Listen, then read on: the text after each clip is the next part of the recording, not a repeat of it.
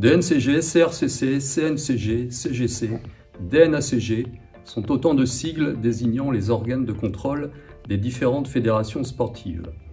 Au niveau juridique, c'est l'article L132.2 du Code du sport qui définit précisément leur mission avec comme objectif principal d'assurer la pérennité des associations et des sociétés sportives, de favoriser le respect de l'équité sportive et de contribuer à la régulation économique des compétitions.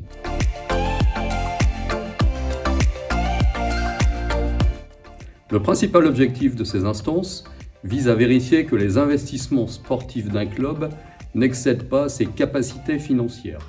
Autrement dit, il s'agit d'éviter que les clubs croulent sous les déficits et affichent des dettes impossibles à rembourser.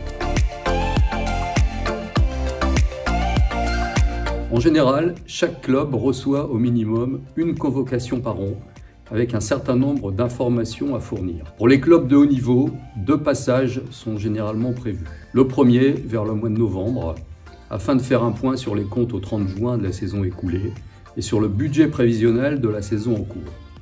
Un second, courant avril, pour analyser la situation comptable du club au 31 décembre et actualiser le budget prévisionnel. Les documents principaux à fournir sont d'une part la plaquette des comptes annuels du club, d'autre part l'attestation de l'expert comptable ou la certification du commissaire aux comptes sur les comptes annuels et le budget prévisionnel.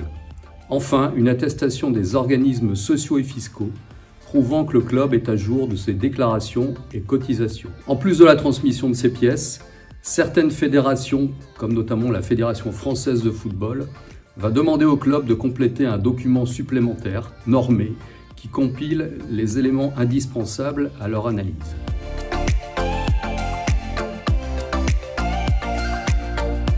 Si des défauts sont constatés dans les comptes des clubs, les instances de contrôle disposent de tout un éventail de sanctions pour remettre le club dans le droit chemin. La première, restriction au niveau de l'effectif. Interdiction partielle ou totale de recruter, recrutement contrôlé via un encadrement du budget prévisionnel et droit de regard sur la masse salariale. Également un pouvoir de décision sur la participation d'un club à un championnat et également un retrait de points possible pour le club.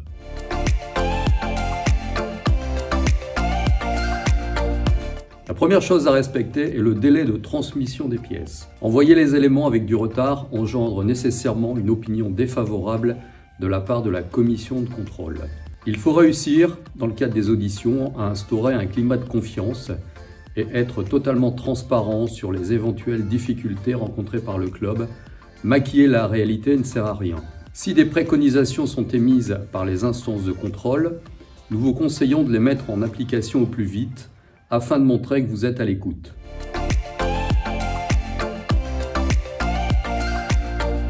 Alors que les passages en commission de contrôle des comptes sont bien souvent source de stress pour les présidents de clubs, il s'avère qu'avec une bonne préparation, une bonne organisation administrative et comptable tout au long de l'année et un respect des délais, ces réunions annuelles ne seront bientôt pour vous qu'une formalité.